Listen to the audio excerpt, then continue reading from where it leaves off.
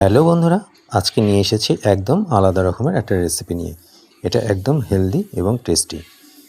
তো এই রেসিপিটা বানানোর জন্য প্রথমে নিয়ে নিচ্ছি 50 গ্রাম মতো ময়দা। এর মধ্যে লবণ এবং জল দিয়ে ভালো করে ময়দাটাকে মাখিয়ে নিচ্ছি। এটাকে এবার কিছুক্ষণ রেখে দেবো। এবার একটা বাটিতে কিছুটা জল নিয়ে তার মধ্যে 30 গ্রাম মতো সোয়াবিন দিয়ে এটাকে ভালো করে ফুটিয়ে নেব। ফুটানো হয়ে গেলে ঠান্ডা করে এটাকে এবার এইভাবে দেখুন জলটা কিন্তু হাত দিয়ে চিপে ঝরিয়ে নিতে হবে।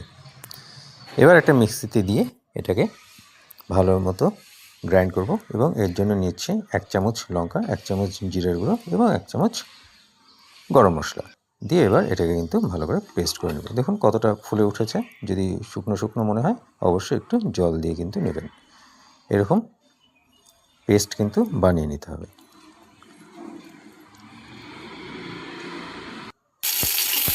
এবার একটা কড়াইয়ের মধ্যে কিছুটা কাঁচা লঙ্কা এবং পেঁয়াজ ভালো করে ভেজে এর মধ্যে এই যে সোয়াবিনের পেস্টটা এটা কিন্তু দিয়ে দিচ্ছি।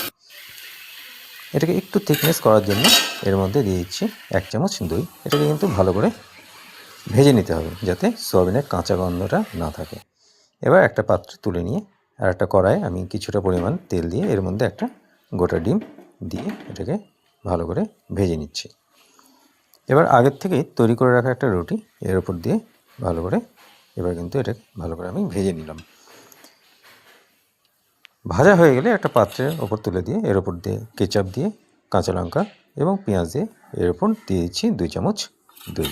তো এই রেসিপিটা অবশ্যই হেলদি এবং টেস্টি। এটা কিন্তু প্রোটিনে ভরপুর। অবশ্যই রেসিপিটা ট্রাই করবেন এবং